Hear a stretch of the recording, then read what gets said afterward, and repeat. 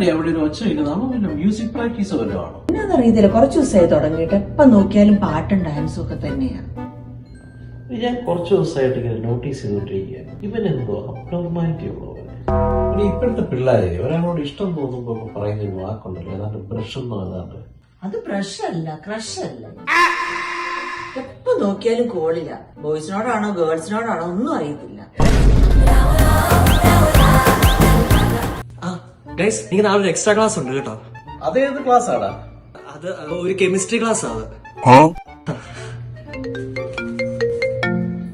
അതെ, എനിക്ക് എന്റെ ഒരു ഫ്രണ്ട് വിളിക്കാം കേട്ടോ. ഞാൻ കുറച്ചിട്ട് വരാം. നിങ്ങൾ ഫുഡ് റെഡിയാക്കിയ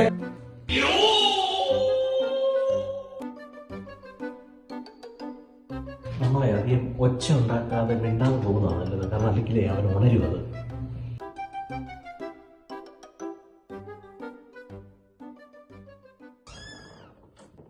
എടാ ആദി, നീ ഉറങ്ങിയോടാ? എടാ നീ ആരോടാ സംസാരിക്കുന്നത്? അച്ഛാ അത് എനിക്ക് കുറച്ചെന്നെ വിളിക്കാം. ഡോക്ടറെ മകൾ അച്ഛാ, സൂസൻ. അത് ഓ എന്റെ ദൈവം, എനിക്ക് വൈദ്യുതിക്ക് വേറെ ആരും കിട്ടിയില്ല മനുഷ്യനെ കൊണ്ട് വെറുതെ പറയിപ്പിക്കാൻ വേണ്ടിയിട്ട്.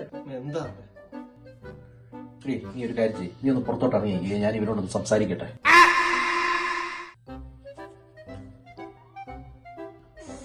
എടാ നീ ഇത്ര മരമണ്ടനായി പോയല്ലോടാ.